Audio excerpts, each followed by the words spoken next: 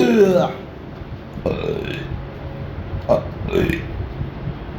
Morning चूतियों।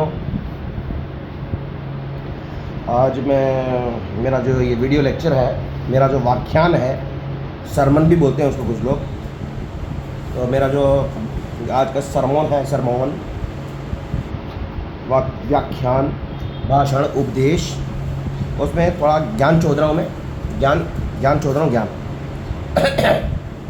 तो उस ज्ञान में ये है कि पहले कहानी सुनाएंगे फिर ज्ञान चोदेंगे। तो हिमाचल प्रदेश में मैं 2023 में मैं हिमाचल प्रदेश में रहता था।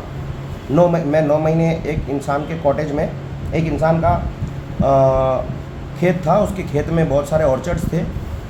तो वहाँ पर apple, pear, plum and apricots और अलाना फलाना तला की खेती होती थी। तो वहाँ पर मैं 9 महीने रहा था, लकड़ी के घर में, लड़की के घर में नहीं, लकड़ी के घर में, देवदार की लकड़ी के घर में। तो वहाँ पर मेरे क्या हुआ, 9 महीने बाद तो मेरे का ना, मैं हवन करा था वहाँ पे। ओम लीम पशुपति सर्व दुष्टात्मा वाचम मुखम परम स्तंभय जीवाम कीलय बुद्धिम विनाशाय लीम ओम फट स्वाहा। तो वहाँ पर मैं 3 बार दिन में 3 बार हवन करता था। एक सुबह उठते ही करता था 6 बजे, उसमें मैं वीरभद्र स्वामी को याद करता था। ओम लीम वीरभद्र सर्व दुष्टाचार्य वाचम मुखम परम स्तंभय जीवाम खिलय बुद्धिम विनाशाय लीम ओम फट स्वाहा। कि मतलब जितने भी दुष्ट आचार्य हैं, मतलब जितने भी दुष्ट गुरु हैं जो गलत ज्ञान चोदते हैं और उससे लोगों का नुकसान होता है, तो सर्व दुष्ट आचार्यों के लिए मैंने सुबह सुबह वीरभद्र स्वामी को सुपारी देता था। मैं सुबह सुबह खाना खिलाता था मैं उन कुछ आत्माओं को, वीरभद्र स्वामी को इन्वोक करके। फिर दिन में 2:30 बजे करीब, 2-2:30 बजे करीब मैं करता था, पशुपति को याद करता था। क्योंकि क्या ना, कुछ लोगों ने बोला कि हम है ना, हम गलत इन्फॉर्मेशन नहीं देना चाहते, बट क्या है, हम मजबूर होते हैं, कभी कभी हमारी आत्मा को ही हैक कर लेता है। मैंने कहा कोई बात नहीं, फिर मैंने नया मंत्र बनाया। तो पहले बार बोला हमने ओम लीम पशुपति सर्व दुष्ट आत्मा वाचा मुखम परम स्तंभय जीवाम खिलय बुद्धिम विनाशाय लीम ओम फट स्वाहा। मतलब ऐसी कोई आत्मा हो जो गलत काम करवा रही हो, तो उसका वाचा मुखम परम स्तंभय, मतलब उस आत्मा का भी मारण। तो और तीसरा हवन में करता था रात में 9 बजे, वो बगलामुखी को याद करके करता था। बगलामुखी देवता जो इजिप्ट में व्याप्त हैं, इजिप्ट में रहते हैं बगलामुखी देवता। उसका चोंच होती है जी, जैसा बगुला होता है ना, फैल्कन, वो क्या बोलते हैं उसको, सारस होता है, बगुला होता है। तो इसकी नाक ऐसी होती है, मुंह होता है ना, बगले का मुंह होता है, और इंसान का शरीर होता है। धड़ होता है वो इंसान का होता है, और खोपड़ा जो होता है वो मुख, वो होता है बगुले का। तो बगलामुखी देवता जो है वो इजिप्ट में रहते हैं, तो उनको भी इन्वोक करता हूँ मैं। इजिप्ट में, उधर मेरे नॉर्थ अफ्रीका में बहुत दोस्त हैं मेरे, ज़्यादा बातचीत नहीं होती हमारी, बट फिर भी होती रहा। तो मैं क्या बोला था, कुछ बोल रहा हूँ मैं, हाँ, कि आज मैं रामबाण इलाज बता रहा हूँ। रामबाण उर्फ गाण मतलब एस पुट्ठा दुर्री, है ना। मतलब ये जो शरीर है, इसका जो एक्सिस होती है, एक होती है एक्सिस मुंडी और एक होती है एक्सिस गुंडी। गुंडी मतलब गाढ़, कुंडी गुंडी गाढ़। तो एक्सिस मुंडी, तो एक्सिस मुंडी से तो सारे कैलकुलेशन होते हैं दुनिया के, जो जियो लोकेशन वाले। और जो इंसान की एक्सिस मुंडी को चलाने वाली एक्सिस गुंडी होती है, मतलब कुंडी रूपी गाढ़, एस पुट्ठा दुर्री, है ना, कुंडी। तो कुंडी जो होती है वो बड़ा इंपॉर्टेंट आइटम होता है। वहाँ पर एनल बोन होती है, वहाँ पर एक एस होल होता है, एनस। तो आज मैं एक रामबाण उर्फ गाण इलाज बता रहा था, साइटिक पेन का, एंड इसको क्या बोलते हैं, बैक पेन उर्फ साइटिका। मतलब बैक पेन में सिर्फ बैक में पेन होता है, साइटिका में थोड़ा पेन, थोड़ा क्या बोलते हैं, 1 मिनट को, हाँ। तो वो पेन होता है, वो पैरों तक चले जाता है। जैसे ये एक इंसान का डायग्राम बनाया मैंने, ये बीच में है, वो क्या बोलते हैं उसको, बीच में हड्डियों का ढांचा होता है, उसको बोलते हैं वर्टिब्रेट होता है, कुछ क्या होता है वो, लवड़ालंड कोई होता है, स्पाइनल कॉर्ड होती है ना, उसमें बहुत सारी हड्डियाँ होती हैं, हड्डियों के टुकड़े होते हैं, डिजाइनर वेट टुकड़े होते हैं हड्डियों के। उसके बीच में से, उन हड्डियों के बीच में एक छेद होता है, उस छेद के थ्रू बहुत सारी नसें जो होती हैं वो ऐसे नीचे उतरती हैं, खोपड़े तक जाती हैं। ऊपर खोपड़ा भी है कहीं पे, ठीक है, ऐसे मान लो यहाँ पे खोपड़ा है इधर कहीं पे। तो वो ये गांड है, गांड होता है ना, गांड का एस होल, एनस, ठीक है। तो ये गांड का छिद्र है, और एनल कैविटी यहाँ अंदर, इसके अंदर ही एनल कैविटी होती है हल्का सा, और इसको बोलते हैं एनल बोन। तो ये जो नर्व्स होती हैं, ये नर्व्स जब गांड के 1 उंगल ऊपर पहुँचती हैं, गांड के मतलब ये गांड का छेद होता है एस, उसके एक अंगुलियाँ कुछ हर इंसान का अलग अलग होता है डायमेंशन। तो वो तो इंसान क्या करते हैं, एक्सरे निकाल के चेक कर सकते हैं वैसे, है ना, एक्सरे निकाल के उसको निकाल के चेक कर सकते हैं। भाई क्या गांड के थोड़ा सा ऊपर में, थोड़ा सा मतलब इतना ऊपर मान लो, इतना ऊपर, है ना, वहाँ पे ये डाइवर्जन होता है, ये सारी नसों का, ठीक है। तो ये जो नसें हैं इनका डाइवर्जन होता है। तो मैं क्या है ना, हाँ, हिमाचल प्रदेश में मैं रह रहा था 9 महीने। तो वहाँ पे फिर मैंने एक दिन हवन करने के बाद मेरी है ना मेरा एक सामान डिलीवर होने वाला था अमेज़न द्वारा। तो उस टाइम क्या हुआ, अमेज़न के डिलीवरी एजेंट से मेरा हो गया पंगा।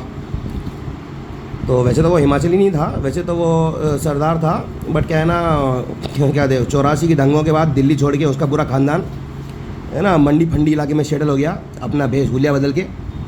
तो जो भी था वो, तो मैंने कहा कि यार अब लड़ाई हो चुकी है तो क्या करना है उस क्षेत्र में, क्योंकि है ना मेरा जो मकान मालिक था वो भी थोड़ा गांड फट्टू किस्म का था। मतलब वैसे सब दुनिया में सारे गांड फट्टू ही होते हैं, बट फिर भी वो उसने मेरे को ज़्यादा हेल्प वेल्प नहीं कर रहा था वो। मैंने कहा छोड़ो यार, मैंने कहा बाई चांस कभी फ्यूचर में पंगा हुआ तो क्या करेंगे।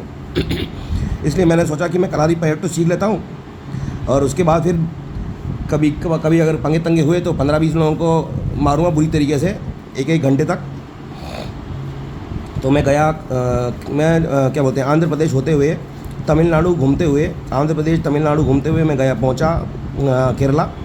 वहाँ पर पहला मैं गया तिरुवनंतपुरम में हनुमान दास के आश्रम में, कालारई इल धार्मिक आश्रम। तो वहाँ पर मैं 11 दिन रुका। फिर उन लोगों ने मुझे उन्होंने क्या, हनुमान दास की मौत के 1 साल की पुण्यतिथि पर हनुमान दास के लौंडे उर्फ गिरीश बाल चंद्र नायर ने 2 मंदिर बनाए, 2-3 मंदिर बनवाए उसके कैंपस में। एक राम मंदिर, एक गणेश टेम्पल और एक क्या बोलते हैं नाग देवता टेम्पल। तो वो मैंने राम मंदिर में उनकी पूजा पाठ होती थी, आरती फारती भी होती थी, आधा घंटे पौन घंटे चलती थी वो। तो मैंने कहा, मेरे को बोला गया था कि है ना तुम्हें जाना हो तो जाया करो, नहीं जाना हो तो मत जाया करो। फिर बाद में मेरे को इंस्ट्रक्शन मिले कि है ना आपको जाना पड़ेगा। तो मैंने कहा घंटा बाबू जी का ये काम थोड़ी रह गया, मैं यहाँ पे कलाटे सीखना है, भोसलेखंड मैंने कहा पूजा करनी होगी तो मैं खुद करूँगा ना, दूसरों की पूजा में मैं क्यों इन्वॉल्व हूँ। तो मैंने फिर लोकेशन चेंज करी और टीचर भी चेंज किया। फिर कालारील धार्मिक आश्रम से मैं पहुंच गया करातनाथन कलारी संगम, मनंतवाड़ी, वायनाड। तो वहाँ पे जो वायनाड में मेरे को है ना गलत एक्सरसाइज सिखा दी एक लौंडे ने, उसका नाम है के एफ थॉमस क्रूकल। उसने मुझे गलत एक्सरसाइज सिखाई और मेरे को सही भी नहीं करी उसने। तो मेरी गांड में हल्का सा कंपन हो गया। उस एक्सरसाइज का नाम था उसने नाम तो नहीं पता मुझे उस एक्सरसाइज का, बट उस एक्सरसाइज से मेरा बैक पेन स्टार्ट हो गया। उसके बाद फिर मैंने 3-4-5 दिन रेस्ट भी लिया। मैं हॉस्पिटल जाके डॉक्टरों से भी मसाज कराया, डॉक्टर से मैंने दवाई भी ली, फिजियोथेरेपिस्ट से मैंने सुइयाँ होती हैं, वो सुइयाँ घुसेड़ते हैं गाँड में, गद गद। एक मशीन भी होती है वो वाइब्रेट करती है, बहुत मज़ा आता है जब सुइयाँ चुभती हैं और वाइब्रेशन होता है ना, तो मज़ा आ जाता है बिल्कुल। तो उससे क्या होता है ना, जब मज़ा आता है ना तो फिर हीलिंग हो जाती है, और फिर वो चीज़ सही हो जाती है। तो बट उस टाइम क्या था ना, साइटिका मेरा बढ़ता गया और सही नहीं हो रहा था। तो उसके बाद फिर मैंने बेंगलोर में अपोलो में दिखाया, 5 दिन में अपोलो में रहा बेंगलोर में। और सर्जरी तो मैंने नहीं करवाई क्योंकि सर्जरी करवाने में रिस्क तो कोई नहीं था, बट फिर भी मैंने कहा अगर मैं शरीर से बाहर निकल गया बाई चांस ऑपरेशन के टाइम और फिर वापस आना भूल गया तो फिर मेरा शरीर किस काम करेगा। इसलिए मैंने कहा चलो छोड़ो, बाद में देखेंगे। उसके बाद फिर मैं बेंगलोर से पहुंच गया उत्तराखंड में मैं रह रहा था, मेरी मम्मी रह रही थी, मैं भी वहाँ पे मैंने रेस्ट किया, 15 दिन रेस्ट किया और हाथ पैर हिलाए। तो मेरा 15 दिन में मेरा ठीक हो गया बैक पेन का दर्द। उसके बाद फिर मैं हर्षिल गया घूमने, हर्षिल वैली उत्तरकाशी डिस्ट्रिक्ट में पड़ती है, गंगोत्री के आसपास हर्षिल वैली। वहाँ घूम घाम के पहाड़ चढ़ के बिल्कुल मस्त अपना गांड का दर्द ठीक करके मैं वापस देहरादून आया। फिर देहरादून से मैंने टिकट कटवाया आंध्र प्रदेश का, और मैं अपनी मम्मी को भी ले गया आंध्र प्रदेश। फिर आंध्र प्रदेश से होते हुए महाबलेश्वर गया, महाबलेश्वर से होते हुए मुन्नार घूमा, मुन्नार घूमते हुए फिर मैं जाने वाला था कश्मीर, बट फिर मैं निकल गया नॉर्थ ईस्ट। फिर नॉर्थ ईस्ट में मेघालय घूम लिया मैं। उसके बाद फिर मेघालय से वापस दिल्ली होते हुए कश्मीर गया, कश्मीर घूम लिया मैं। फिर कश्मीर से वापस दिल्ली आया, दिल्ली से गया दतिया नाम का एक जगह है जहाँ पर दैत्यों की पूजा होती है। तो दतिया गया मैं, वहाँ पे रुका नहीं मैं। फिर दतिया से हैदराबाद पहुँच गया। हैदराबाद में मैंने किराए का मकान लिया। फिर मैं आराम से खाना वाना खाया मैंने। ये घूम घूम के थक गया था मैं बाहर का खाना खा खा के, तो मैंने फिर खाना बनवाया और खाया। तो हैदराबाद में फिर मैंने थोड़ा क्या बोलते हैं सॉफ्टवेयर्स की ट्रेनिंग भी ली। तो सॉफ्टवेयर एक दिन क्या हुआ कि मेरी स्फिंक्टर मसल थोड़ी कमज़ोर है। जो स्फिंक्टर मसल होती है ना, ये जो गांड होती है, गांड अभी दिखाएंगे थोड़ी देर में, गांड देख ही लो। तो ये गांड होती है ना, यहाँ पे स्फिंक्टर मसल्स होती हैं। वो स्फिंक्टर मसल्स होती है ना, जो वो लिंगम से अटैच होती हैं। तो क्या है ना, कभी कभार क्या हिलाते ना स्फिंक्टर मसल्स वीक हो जाती हैं, और उसके कारण क्या होता है ना, यहाँ से पेन ऐसे ऊपर जाता है इधर से। मतलब इस वाले डायग्राम में तो नहीं दिखा रहा हूँ, इस वाले डायग्राम में दिखा रहा हूँ कि कभी कभार क्या होता है, जो लिंगम होता है, लिंगम ये वाला जिसकी भुजा भी होती है, ऐसे लंड होता है, ऐसा कुछ होता है। तो ये लिंगम को हिलाओ नेस्के पे हिलाते हैं ना, जब बहुत ज़्यादा मास्टरबेशन जब ज़्यादा हो जाता है, तो क्या ये जो स्फिंक्टर मसल्स होती हैं इधर की कहीं की, ये थोड़ी क्या होती है ना, जिसकी मैंने क्या, क्योंकि मैं जिमनेजियम जाता था और एक्सरसाइज करता था, तो मैंने क्या ना, ये जो होता है ना, ये क्या बोलते हैं इसको, ये वाला पोर्शन होता है, इसको बोलते हैं एब्डोमेन। मैंने एब्डोमेन की कोई एक्सरसाइज में करी नहीं खास, मैं सिर्फ यहाँ पे अपने विंग्स उगाता था, यहाँ पे विंग्स होते हैं, विंग्स उगाता था। फिर जो हाथ होता है, और हाथ में क्या बोलते हैं, यहाँ पर होती है फोर आर्म्स करता था, और विंग्स करता था, और शोल्डर भी करता था। यहाँ पे शोल्डर भी होते हैं, इधर ऐसे शोल्डर के ऊपर ऐसे नेक भी होती है, तो नेक भी करता था मैं। ये विंग्स करता था, और ये नेक भी करता था मैं। ये खोपड़ा था ना, ये खोपड़े के यहाँ पे ऐसे नेक होती है, ये भी अच्छी लगती है मेरे को देखने में। तो मैं basically neck, shoulders and four arms पे कॉन्सेंट्रेट करता था। कभी कभार बाइसेप्स एंड ट्राइसेप्स भी कर लेता था, मगर फिर भी मैंने ज़्यादा ध्यान नहीं दिया। ये जो होता है ना, ये निचले पोर्शन पे एब्स वगैरह, और ये थाइज और गांड, और ये जो भी है, हाँ ये होता है, ये तो होता है, इसको क्या बोलते हैं, गाय का बच्चा, काफ भी करता था मैं। मेरे एक्चुअली काफ काफ़ी स्ट्रॉन्ग है, क्योंकि क्या है ना, मैं बचपन से स्प्रिंट्स दौड़ता हूँ। स्प्रिंट्स समझते होगे, 100 मीटर 200 मीटर। तो मैं है ना 100 मीटर 200 मीटर का चैंपियन हुआ करता था। तो बचपन से ही मेरे जो काफ मसल्स हैं वो बड़े शानदार हैं, है ना। देखने क्या दिखाता हूँ उनको, ये है ना मेरे काफ मसल्स, ये काफ़ी शानदार हैं। ये वाला भी देख लो, ये जो है, इनमें मैंने टैटू बनवाया है, ये मेरे काफ मसल्स काफ़ी मजबूत हैं। तो जो मेरे को ये प्रॉब्लम हुई बैक पेन उर्फ साइटिका की, तो उसका रामबाण गांड इलाज, मतलब गांड से रिलेटेड इलाज है, और रामबाण इलाज है।